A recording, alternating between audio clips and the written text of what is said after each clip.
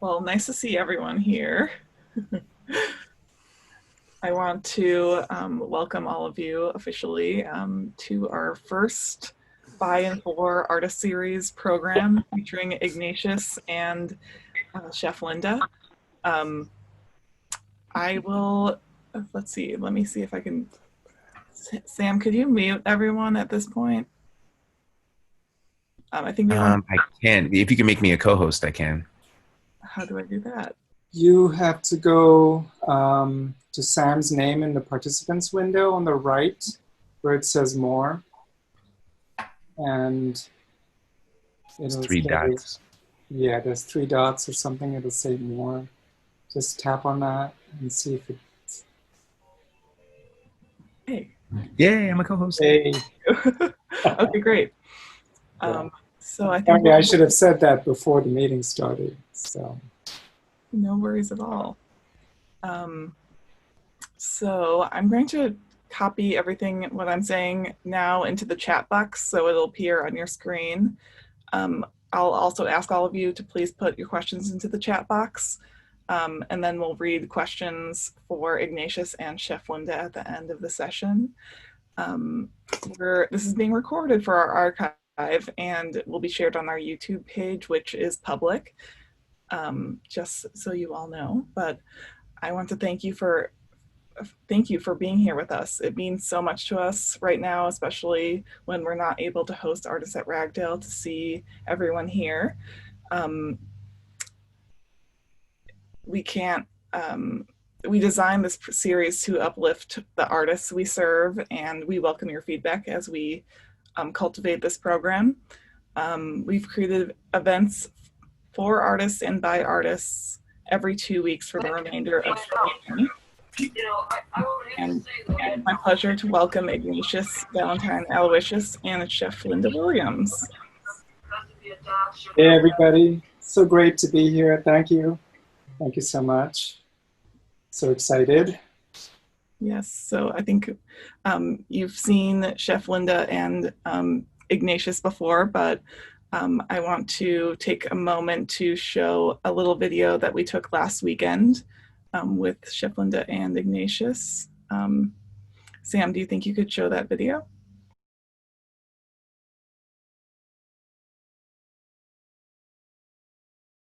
All right, so today we're going to do a recipe from one of our good friends, and it's a red lentil doll.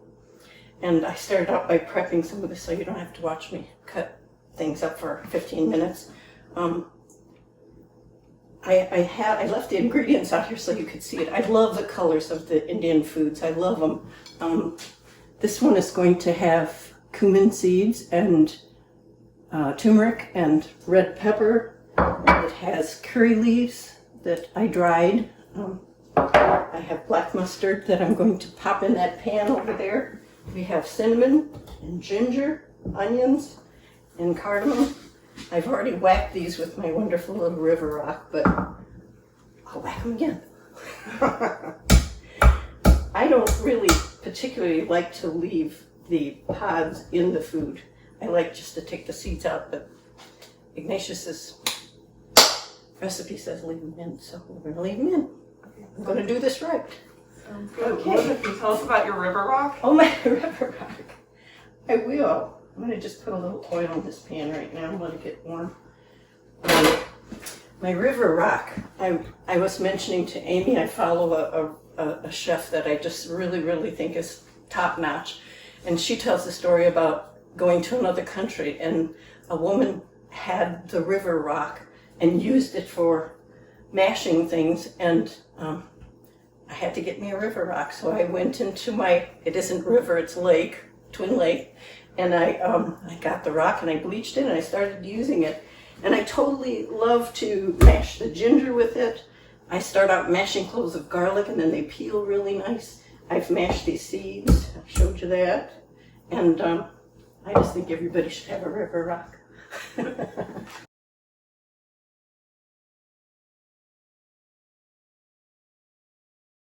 So we started the series thinking about what recipes that Linda could make from her kitchen and share out to the alumni community that brought the memories of Ragdale, and it started with the tunaless tuna salad. And when Ignatius and I started talking about it, it really made sense that we do an Indian recipe, because when you were at Ragdale last, you cooked a meal with Chef Linda. So I want to have you two talk about that a little bit.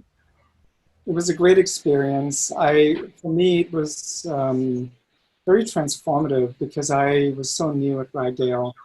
And I remember I was working on parts of my story where I was using elements of food and cooking a lot in my writing. And I ended up bringing curry leaves to Ragdale. And one of the other members of the group was sitting at the bench on a bench at the long table in the dining hall. And she and I started talking about curry leaves, and I rubbed the fresh curry leaves in my hand, and she just had this sort of awakening moment where she wanted to immediately go back into the room and write at Ragdale House. And I think Linda was in the kitchen. Linda was doing prep work. And so then I showed Linda the curry leaves, and then we started talking. And I remember that week we decided that, I think it was the next week that we decided that Linda and I were going to cook Indian together. And I felt so privileged to be invited into Linda's kitchen. As all of you know, that Linda's kitchen is Linda's kitchen. It's a very special place. And there are many issues about cleanliness and just how, as a chef, she has to watch everything. And I felt so blessed and so privileged and so grateful to be invited to cook with Linda. And we talked about curry leaves, and we made one evening, I think it was a Wednesday evening, we made just this amazing sort of a whole spread of Indian food. And I remember we made this yogurt dish called raita, and we had it in the fridge. And we plated and we served it, and we completely forgot about the raita. It was still sitting in the fridge. So Linda, can you talk about your experience with that? Well, that really was my first experience with the fresh curry leaf. Mm-hmm. And I realized that most people think curry is that little red spice that you buy in a jar, and it has nothing to do with the curry leaf at all. And I really have become addicted to it. I keep them with me all the time. I like them on almost everything, especially cucumbers and things like that. It has a really sort of a smoky flavor. It does. I think you mentioned something about it sounding like bay leaves, and that's exactly that. It kind of has, it mimics that characteristic of the bay leaf. But the one thing I like about it is you don't have to fish it back out because they are edible. I like that part. Yeah, and then you crush it just like you crushed it in the recipe, and that just sort of imparts the flavor as it drops into the dish. There's nothing like it, and we can't grow it here. Darn it. That's true. You can't. Yeah. When we were doing the recording, I had mentioned to Linda how my mom, she passed away a couple of years ago, but when I visited her in South India, she was renting this tiny sort of back apartment, and there was a mango tree in the back, and she would be sitting there cleaning, just sort of prepping her foods. And there was a pepper plant growing, sort of climbing and growing up on the mango tree, by the mango tree on the trunk. And right next to that was a curry leaf plant. And I remember telling that story when we were doing the recording. But I just wanted to add that, I'm feeling so excited to be a part of this beginning of this series, because Linda's presence for me during that time, and I'm sure all residents feel the same way, that having Linda in our midst as we're preparing our writing, doing our writing, and trying to sort of just grapple with the idea of what's next in terms of how we're trying to create our work. Where does it go as we're searching? Sometimes we don't do anything for days. And then something happens with the food and with the prepping and with the conversations with Linda. There's always something happening that is constantly sparking ideas and sparking inspirations for us to do other things. And I remember there was never a dull moment for me knowing that between Monday and Friday, that Linda would always be there. She shows up at noon, she shows up at lunchtime, and you could always walk in the kitchen, open the fridge, go make coffee, and she's there. You could talk to her. And there's always something we can talk about. And I'm sure that all of you had some similar experience, just like that. Linda, do you want to add anything? Well, I guess I just have to keep saying this program is so special to me because I feel like all of us are so detached, and it feels like this is the way to bring back some memories, some good memories. You can remember who you were with that Ragdale, you know, what your group was about, and just I just feel like it's a reconnecting, and I'm very happy about it. Yeah, and it's good to see. It's good to see everybody without masks. It is. Like when we go biking, Cynthia and I, by the way, for those of you that came afterwards, Cynthia, just wave your hand so you know. Cynthia's my wife, and she was the last residency we had. Cynthia and I did a joint residency together, and we had Friends Studio, and we shared the entire space. And she was making her installation and her art, and I was off in a corner writing. And I would sit on the deck, and I would be looking at Linda's herb garden and the flower garden, which is really beautiful. If you've had a chance to look at, you know, to walk through it in the summertime, it's just an amazing sort of little patch of flowers and herbs in there. But I just want to say thank you. It's, you know, Ragdale has been such a special experience for me, and I knew that from the first day when I was a part of it that I always wanted to come back. There was always something, and it has been very transformative for me, not just from a personal level, but also from a professional level. Whenever I mention Ragdale and whenever I say that I'm an alumni of Ragdale, people pay attention, people listen, people want to talk, people want to exchange stories. And I think everything about Ragdale is about stories. And we use stories. You know, I'm a writer, and I'm also a musician, I'm also an artist. And there are times when I don't know what I want to do in my life. And I find that when I'm at Ragdale, something happens at Ragdale. I remember the last time I went there, I took my guitar with me, I took my writing tools with me, and there was a time when I didn't want to do anything. I just walked around, just ate, talked to Linda, and just lived happily ever after, you know? And then all of a sudden something happened, and then I went home going, oh, I just made something. And so, yeah. And I'm sure that you all have something you can post or you can ask questions about when we're finished. So. How are we doing on time? Are we doing good? Yeah. So. And I don't know, Ignatius, if you want to talk a little bit about the story of expand on the story of the curry leaf and how it made an impact on the residency session. Oh yeah, you know, I won't mention the resident, but she had gone on for, I think, about a week and a half after we'd started, and she was trying to find her place in the writing, and she didn't know how to approach the novel, and she was actually working on a novel. And when we both sat down together and I gave her the curry leaves and I said, have you ever been exposed to curry leaves? Do you know what these are? And she said, no, and I rubbed them, and she just sort of had this awakening moment. And I remember that scene very well. You know, she just sort of sat back and she goes, oh my God, I can't believe this just happened. And I said, what happened? And she said, excuse me, I have to go back to my room. I just got a major inspiration. I know exactly what I'm going to do. And she actually wrote a character while she was at the residency. She introduced the character because of the curry leaves, and the character became a part of her novel. And I think she published the novel a year and a half later. So that was a great moment. I always remember that.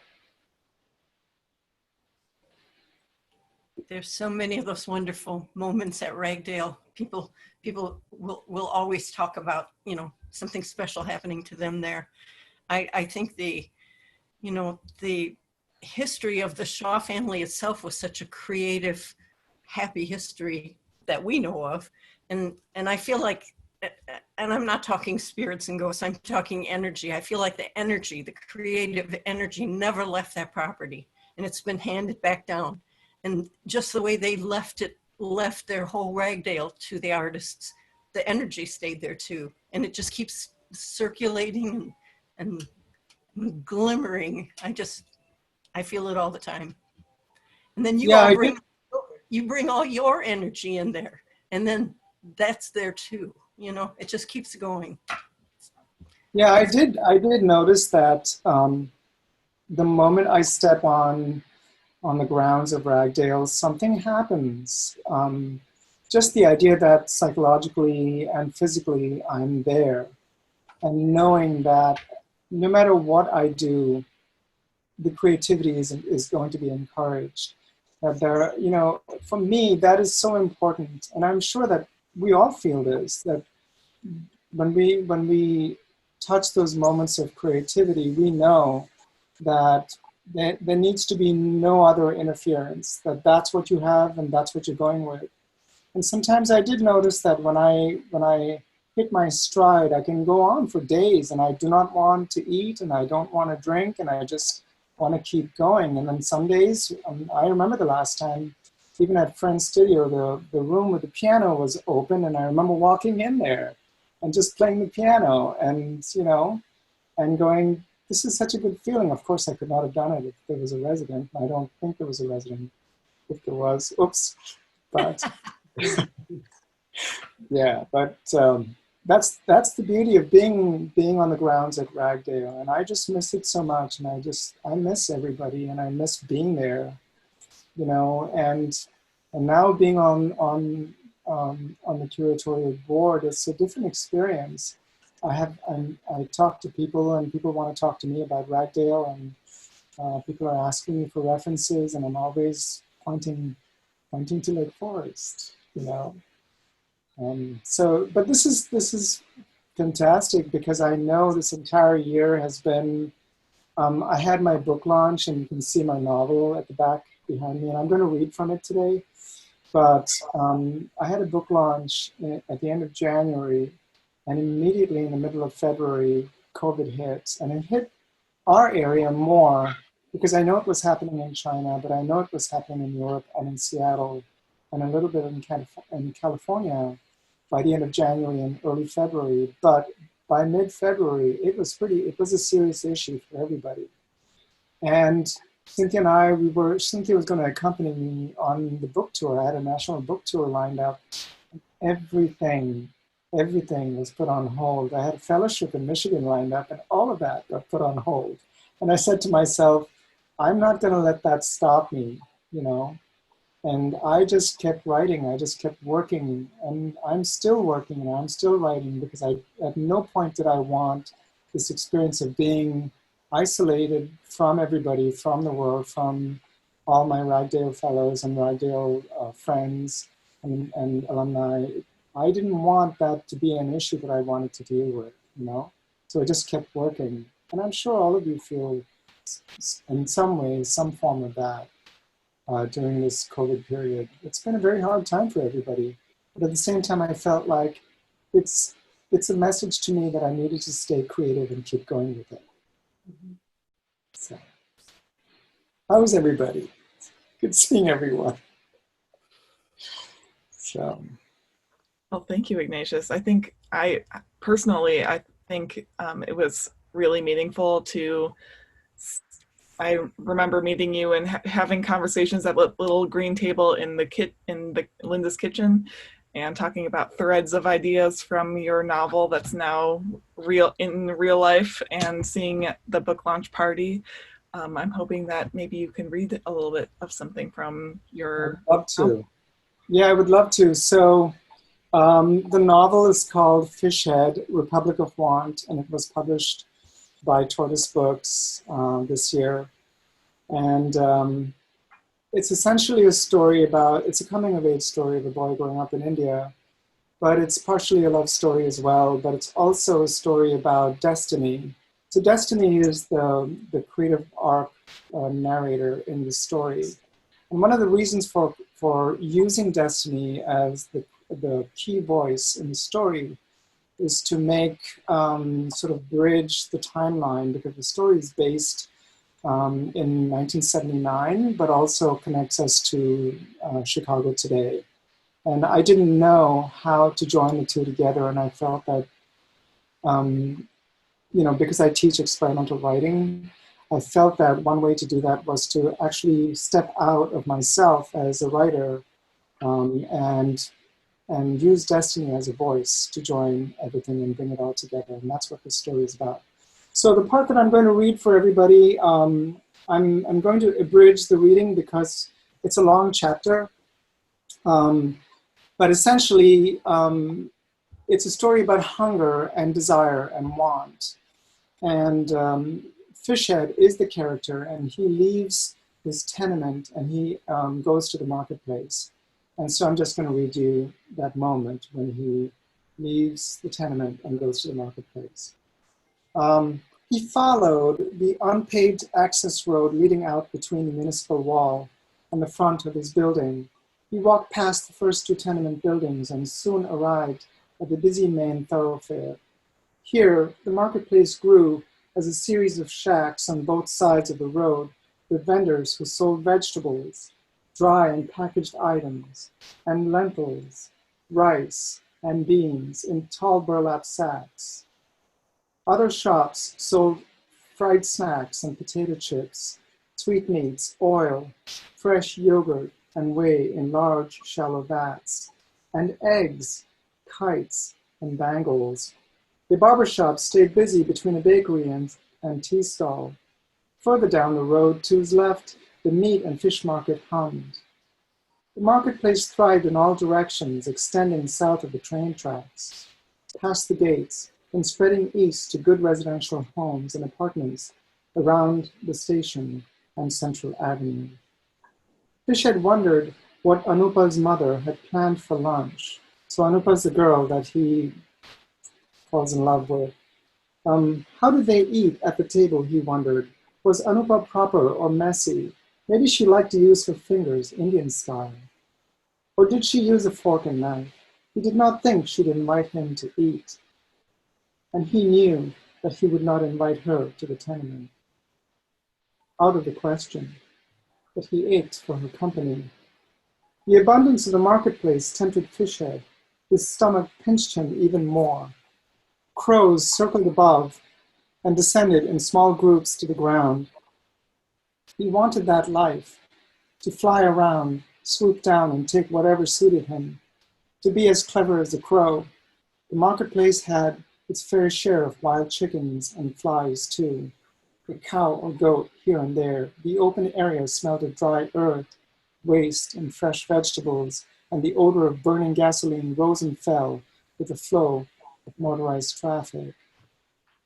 A few people were milling about, but the marketplace appeared far less busy than in the evenings when the real crowds came. Pedestrian congestion would make it more difficult to move through the area or flee if you lifted something. Two trucks pushed their way between cars, taxis, and rickshaws coming from both sides, all honking without pause and for no reason at all. Cyclists moved in groups on both sides of the road. He'd become used to the street noise and chaos, which sounded like a rumble, as if storm clouds had descended from the sky and settled around him wherever he went. He approached a female vendor who fried fresh mackerel, marinated in a paste made from red chili powder, turmeric, vinegar, and salt. She sat on a mat at the side of the road with an old Primus stove, an oil dish in front of her, and a wide metal bowl with a spiced fish next to her spice jars. Fishhead could not resist the smell of frying fish, So he walked up to her and stood there. Bubbles of oil rose to the top in a frenzy when she dropped the fish in. The sizzle enticed him too much. Crisp fried mackerel. Want one? She asked him, chasing away the flies and 2 stray cats. This is fresh, 2 rupees each. He smiled but offered no answer as he stood there pushing down the saliva that surged in his mouth. A moment of torture, although he did not ask for a taste. Don't just stand there staring like a beggar, she said. You'll curse my business. I don't have any money, he said. Then I don't have any fish, now go. I'll give you marbles for some fish, he said. She laughed. And what will your marbles do for me? Shall I hatch them? Go. Embarrassed, he crossed the road and made his way towards a vegetable vendor 100 feet south on the other side. And he approached the vegetable shack, staying close to the low table out front, with cucumbers, tomatoes, eggplant, and cauliflower all arranged in small heaps in wide, shallow wicker baskets. 3 customers waited to be served. Fish had moved behind them, reaching for a big tomato that sat in the basket, out of the vendor's sight. He leaned in close and pulled the tomato off the basket and let it drop to the ground. He interrupted the fall with the top of his foot so the tomato wouldn't break. When it came to rest, he kicked it gently out from under the table so that it rolled away. Then he leaned in and bumped into a female customer to create a distraction. Sorry, he said, nodding. The customer looked at him with contempt, then turned back towards the shopkeeper. Fish had raised a hand. Do you sell tamarind? He asked the vendor. Mother needs tamarind. Meanwhile, he dropped another tomato to the ground the same way as before, tapping it away from under the table with a foot. No, I don't, not this week, the man said as he weighed a handheld scale with string beans for a customer. The metal scale rang when the iron measuring weights touched it. Okay then, thanks, Fish had said, and he walked to the neighboring shop about 12 feet to his right, facing north. Then he turned around and made his way to the back of the vegetable shack until he reached the spot where the 2 tomatoes had come to rest. The rooster, hen, and 4 chicks came up along the wall just as he approached his catch. Those are mine, get lost, he said, and reached down to pick up the tomatoes. He stuck his foot out, and the birds retreated with open wings, clucking in a frenzy. He picked up the tomatoes and headed to a snack shop further north. On the way there, he dropped a tomato into the pocket of his shorts and wiped the other one clean on the sleeve of his tee. He took a generous bite. The tomato burst in his mouth, firm and sweet. Juice ran down the side of his arm as he ate, and he lifted his arm to slurp the wet lines, just as a pair of flies landed to take their share. The snack shop he liked stood near the end of the line of shops on that side of the road, but first Fischette had to pass the eunuch transvestite shack. Early in his life, he'd learned the truth about these hijras, who'd had their testicles removed at an early age. They walked through neighborhoods in groups or shower their blessings and request money during auspicious occasions like childbirth, weddings, and formal ceremonies. They showed up uninvited, if need be, to perform chants and dances, or to bless or beg, and beg they did, but with style. Fischette had learned something else about these members of the third sex. They also behaved like prostitutes and serviced men to earn a living, sometimes marrying men in secret. They lived as outsiders, and he'd felt as an outsider too. And yet, Fischette became uneasy around the hijras. He avoided them. The history of the eunuchs stretched beyond his time. He had studied the epic narrative of the Ramayana, had learned to read and write with this written history of his people. In the epic, Lord Rama had bestowed on the eunuchs a special gift, blessing others. Because these outcast males stayed with him when he fled the kingdom of Ayodhya in exile. Mughal kings, too, once employed them in courts and trusted them to keep secrets, often with severe consequences, sometimes a beheading, if the eunuchs betrayed their kings. The eunuchs fascinated and scared Fishhead, and he stayed out of their way, even as he admired their bold ways and attitudes, which reminded him of his own solitary behavior. He approached their shack now, which flashed with color, cobalt, green, deep orange, and yellow, painted on the outside like the bright female clothes the males wore. Flared skirts, saris, and blouses with tight sleeves down to their elbows, and heavy costume jewelry, their long dark hair, the strong makeup, and their bold, provocative conversations and song. Skirts hiked up, hands on their crotches. 3 adult eunuchs sat on the steps of the shack with a child among them. An adult braided the child's long black hair. Fishhead looked down as he passed. He did not want to catch their attention. Chaka, chaka, chaka, they clapped in an open-handed way that suggested their non-gendered status. Fishhead's heart raced and he began to hurry past the shack, but it seemed as if they followed him with their stares. He became unsteady now, weaker. Hey kid, come here, an adult eunuch said. Come get my blessings, kid. Let me sing and dance for you, the child about 10 years old said. Then it rose from the adult's lap like a dream and moved towards Fishhead singing. Let me stroke your cheek and take your hand. Won't you dance with me? Sing and dance with me. Give me one small victory. They clapped together with flattened palms, getting louder, adults engaging now in song. Chaka, chaka, chaka. No, no, thank you, Fishhead said, embarrassed, his voice faltering. Come get our blessings, kid. No harm done. We won't curse you either. Please, no, don't curse me, he replied, and suddenly the image of the colorful group flooded his vision. Bangles began chinking, bangles chinking, glinting, and voices purring. Skirts went up and down before him, up and down, seducing him. He imagined 1,000 arms like the bodies of hairline-thin, dark snakes, twisting and luring him toward the shack. His knees went limp, and he stumbled on a small quarry stone which shot out from under him like a ricocheting marble during a neighborhood game.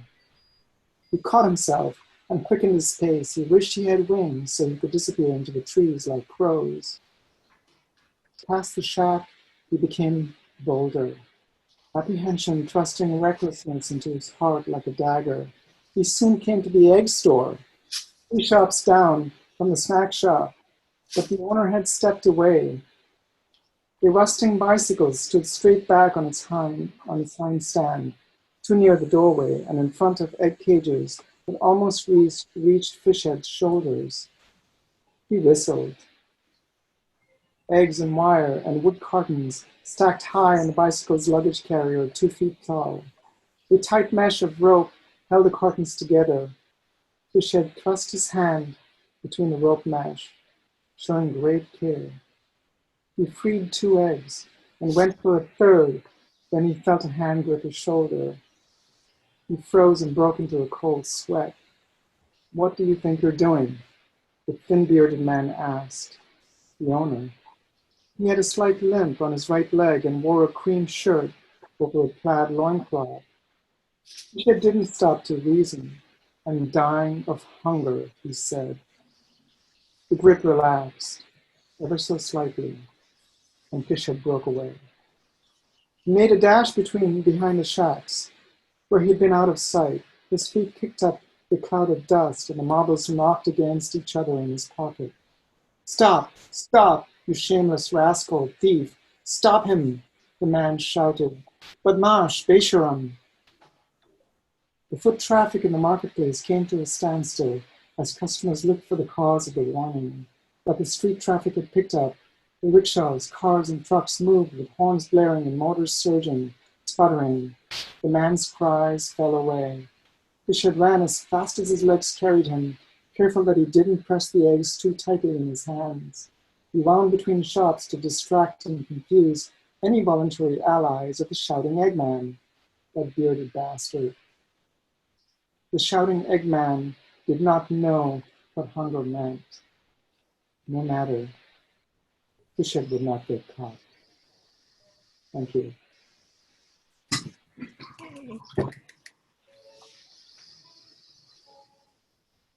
I hope you like that. So that the title of that chapter was called One Small Victory, and it's somewhere in the middle. But that was a difficult chapter to write, and it was one of the chapters that I'd actually started at Ragdale when I was there. A lot of the pieces that I began at Ragdale were very ambiguous short pieces.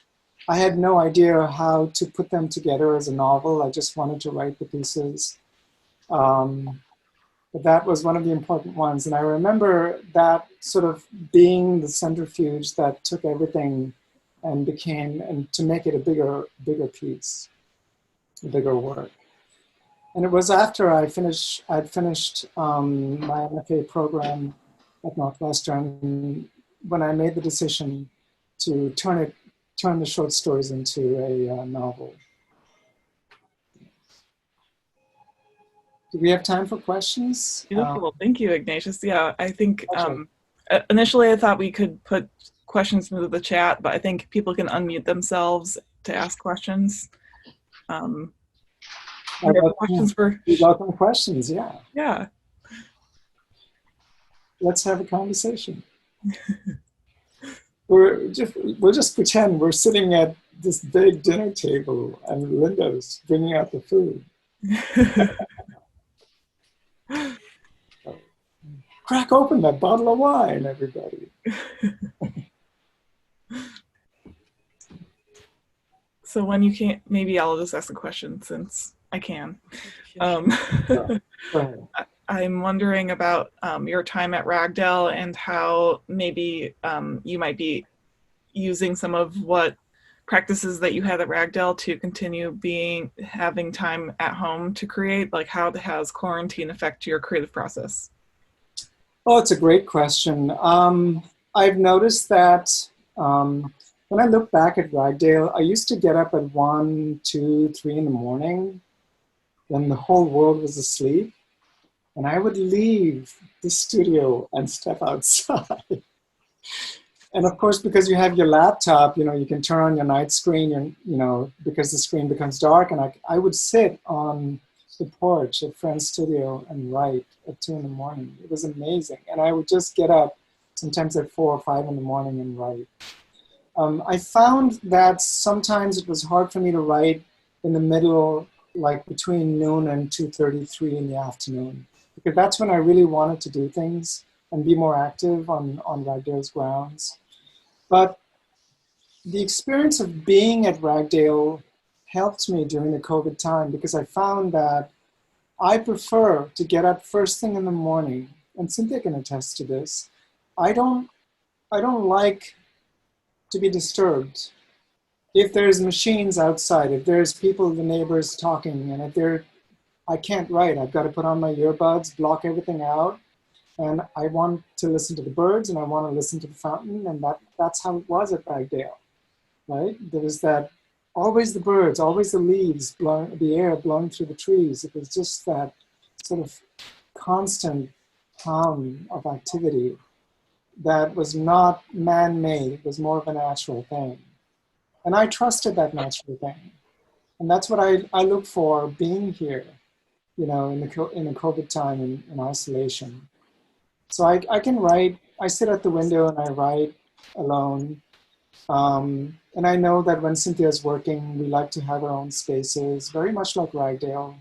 We don't say much when we're in that creative place. And then we can talk, and then we can have conversations if we're talking about food or going on a bike ride or anything. But when it comes to creative work, we like our spaces. And I think for me, a lot of what I did at Ragdale in practice became a part of my work ethic, if you will, in the COVID time. And it came very easily. I didn't have to work very hard for trying to make that sort of sequence and that pattern, if you will, of working. I hope that answered the question. Thanks, Ignatius. I don't know if you see this too, Linda, but I have a question for you from Susan Odgers. She asks, have you been inspired by novels to cook a certain dish? Not exactly by the novels, but by the authors. And usually I try to make everyone feel like Ragdale is their special place through the food that I serve. And if I hear of something that they're hungry for or they would like, that's where I start choosing my menus for the week. I try to cover everybody's ethnicity. I try to go around the world and try and take the flavors of every country and make something for somebody. And that's not so much the novels, but the artists. Yeah. Linda, did you want to talk about the tuna salad a little bit? No. Yeah, because I like the idea. I think you made it for me once before. I think when we had the curatorial board meeting, you made it in a little plastic cup for me, and I think Regin and Amy brought it to the meeting, and that was just such a pleasant surprise. I couldn't believe it. Well, But I like the chickpeas that you put in it. That was. It's just, it's just a take on the way anyone would make their tuna salad, however they like their tuna. The chickpea is in place of the tuna. It's the protein part. And there's really a million ways to make it.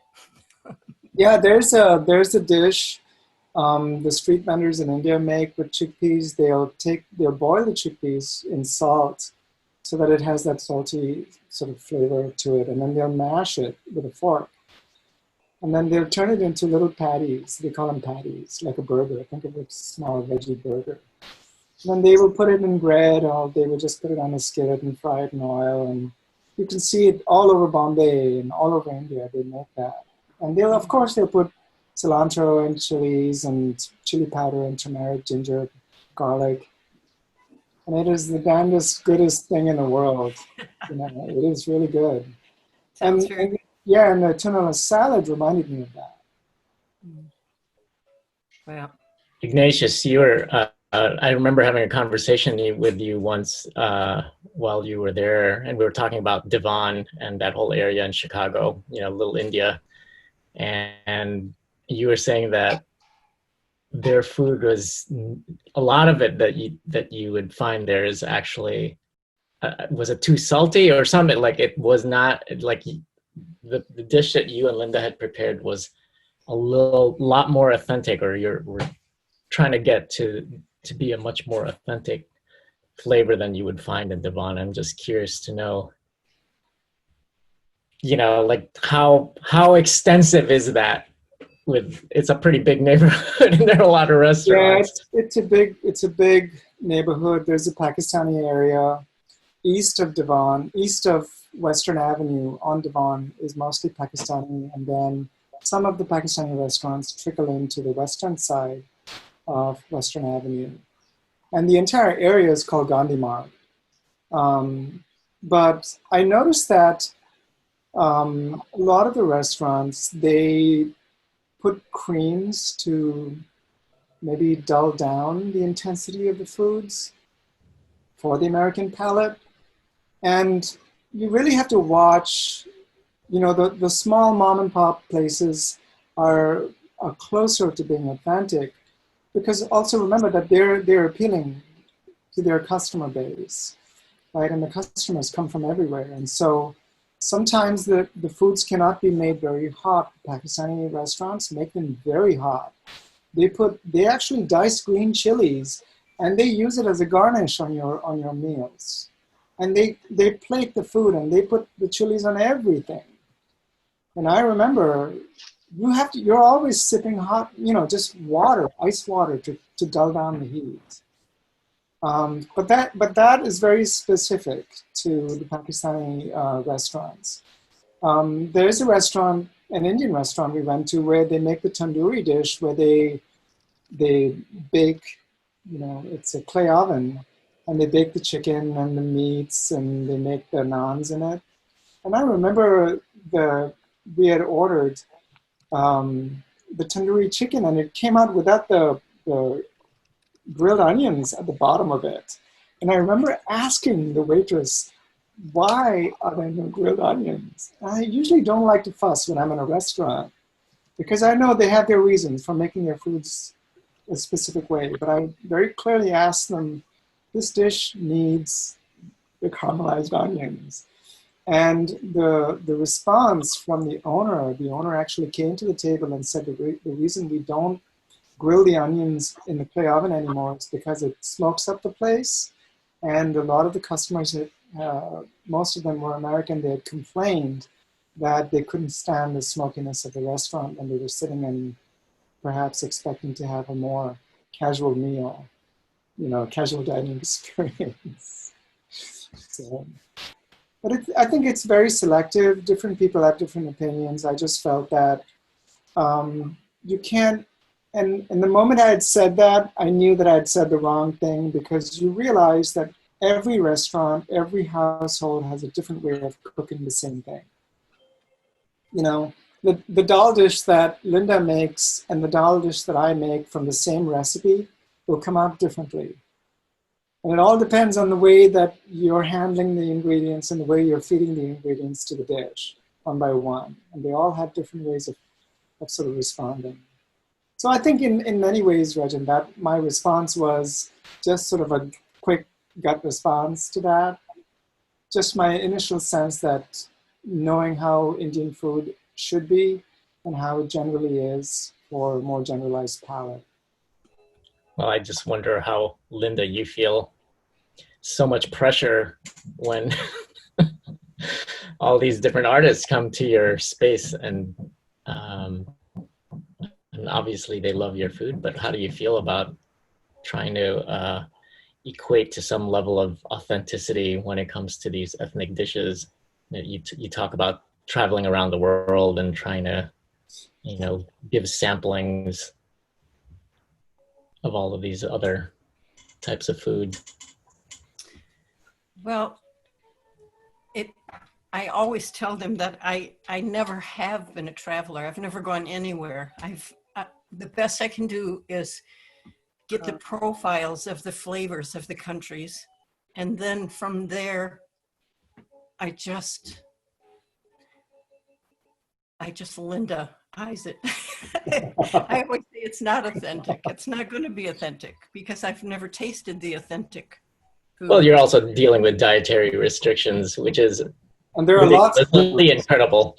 Yeah, and there are That's lots a talent in its own right. Yeah. I mean, I know that during one of the residencies that Cynthia and I had done, almost everybody in that group had a restriction. And I remember how important it is to Linda to make sure that the food she prepares helps us to further our cause by being there, right? Instead of stopping us. And this is the thing that I wanted to say, is that Linda is really at the center of everything that's happening there. And it's really important for us to sort of give her the kudos and give her the sort of the nod to say thank you. It's very important for us to have it. And there are many residencies that don't have food, that don't offer food, and don't have a chef. And this is really a privilege for us to have you in our midst, knowing that if I can say I can't do this, or I can't eat this, or I can't drink this, that you actually take the time and you think it through. And by the time dinner is served at 5 o'clock in the evening, you know that whatever you're eating is the right meal for you for that evening. I think it's pretty amazing that you can just do it like that. So. Well, it's all I can do. I can't even whistle. I told you that. But it's very important. It's very important for me to make everyone feel safe and protected there. That's what Ragdale is to me. It's like the mother wings, taking care of everybody that might need a little tweaking. And it's easy for me to do that if you give me the right information from the beginning. And if you have an allergy, it's not going to be on the table. It's just not going to be there. I'm going to take it away from everybody, and nobody seems to notice that either.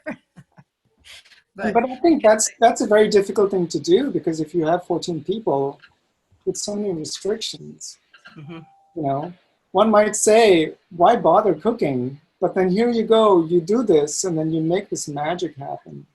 And it just seems that we're sitting for dinner at 5 o'clock in the evening, and we don't even think to question anything. We trust it when it comes out. We trust it, and we have our conversations, and we drink our drinks, and we talk about the work we've done during the day and the work we're about to do. And then some of us stay on till whenever, when the kitchen is dark. And then we go off into our rooms and we write and we start the whole thing all over again. You know, it's really wonderful. I just want to say one thing. Hi, Linda. Oh, hi. It's Gary. Hi, Regin. I've been at Ragdale. I've been fortunate to be there quite a few times. And one of Linda's many gifts, in addition to being such an excellent chef, is every time I've been there, she's always made the group that I've been in feel like we are the best and most special group that has ever been at Ragdale. And I don't know how she does that, but you know, every group is, she has a way of making everyone feel very special and welcomed and cared for and successful and talented. And I've always appreciated that. And I don't, Linda, I don't know how you do that, but it happens every time that I've been there. I've always felt like, oh, Linda thinks we're the very best. And, you know, and I know the next group is going to feel the same way. And that's always been really, really special to me. So thank you for that. And thank you, Yes. Gary. And I let me add to what Gary just said. I think that I found this to be true, that whenever I came to Linda to talk to Linda, she was always there. She's always there. She listens. She's a good listener. You know, and sometimes I find that just having conversation with Linda can lead to something else in the creative process. She's not going to tell you what you should do. She'll never do that. But she will tell you why it's important that you're there. And she reminds you that your being there is one of the most important things ever. You know? Oh, come on, you guys know. Remember, this is not the Linda show. This is your show. No, Linda, I can feel you blushing all the way from a small Just like, this is getting too much. But thank you so much. We all appreciate being appreciated. But what I do is honestly, because I believe in what you all do. It's all about you guys, not me. And you bring your energy there, and it's just my pleasure to keep you all on your feet, keep you all moving. And you do that, and you do that. About, and your book, Gary, you had a launching too, didn't you? Gary? Yeah, it's been a little while. My book was just about to come out when I was last at Ragdale. So, And it did. It did. It came out. I was there in May, I think, of 2018, and it came out in October. Good, good. And that book would not have been written without Ragdale, but I'm sure a lot of people have that same story to tell. You do. I know I do. That's so great. I want to give everyone the option. We can stay on the chat a little bit longer if we wish, but it's officially the end of the program. But I want to remind everyone, well, actually announce, because we haven't announced it yet, that Ignatius will be doing the second event in the series, and it's going to be more of an opportunity for our alumni to share their work.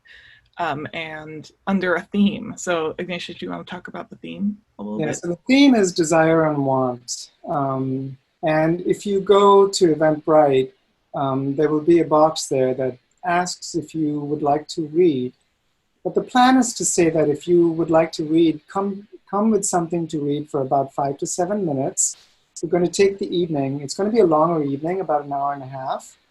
And I'll start off with a reading. And then we'll do a raffle, and whoever elects to read will call your name, and then you read for 5 to 7 minutes, and then we'll just go around until we get to about 45 to 50 minutes, and then we can have a discussion about the theme and about our readings and see where that goes. And so that's going to happen on Thursday, the 30th of this month, if you want to make a note of it. And then I think Amy and Sam and Regin will put something together and send a link out to everybody. So sign up. It'll be great to see you and see you again. I know I think I haven't met most of you in the room today before. So it's a pleasure. I feel very privileged to be in your company, and thank you. And I look forward to the end of the month again. Thank you, Ignatius. Thank you. All right, take care, everybody. We'll see you. Be blessed. Have a great evening and a great rest of July, and I will see you later. Ciao. Soon, hopefully. Bye. Bye. Bye, everybody. Thank you.